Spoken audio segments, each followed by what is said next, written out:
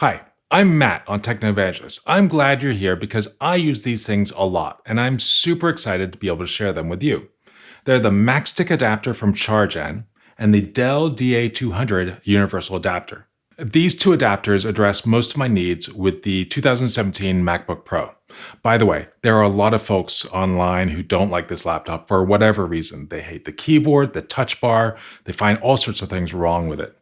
I don't understand their complaints. This thing has the best keyboard Apple has ever made. The touch bar is amazing and something I use many times every single day, even though I'm a huge keyboard shortcut user. In fact, I'm the kind of guy that remaps caps lock to Control-Shift-Option-Command just so that I can get another layer of keyboard shortcuts.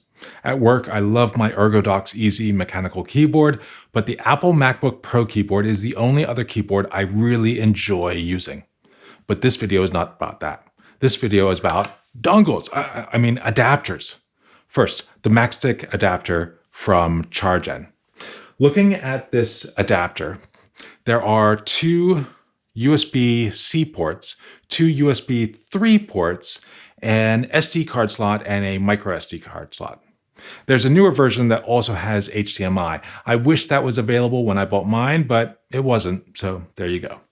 This is not a unique form factor for mini docks. Hyperdrive was the first one I saw when it was a Kickstarter project. Soon enough, Satechi had one too. There's been all sorts of other companies, but I saw some negative reviews.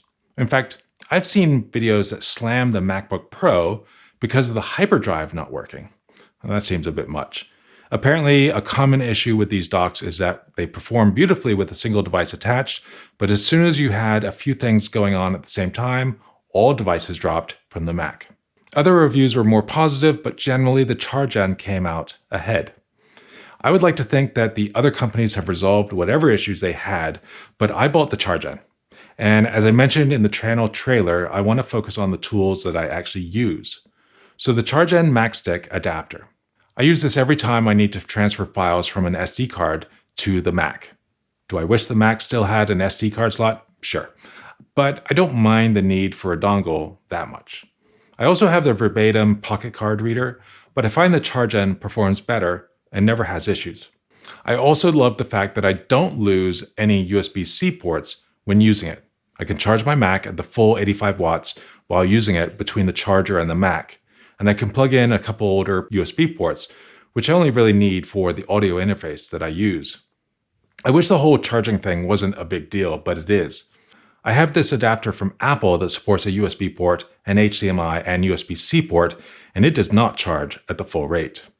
For an Apple product to not support a key use case with Apple laptops, that's a bit much.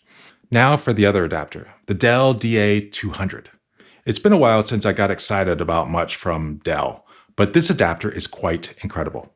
Looking at the sides, it's got an Ethernet jack, a USB port, a VGA port, and HDMI. Now I know what you're thinking, VGA? Why would I need to use VGA? Well, I would love to think I would never need such a thing, but I've used it a few times this year alone. One time was when I spoke at a conference called NERD, held at the University of Massachusetts at Amherst. The room I spoke in had a projector that only accepted VGA. Sometimes I need an Ethernet port too.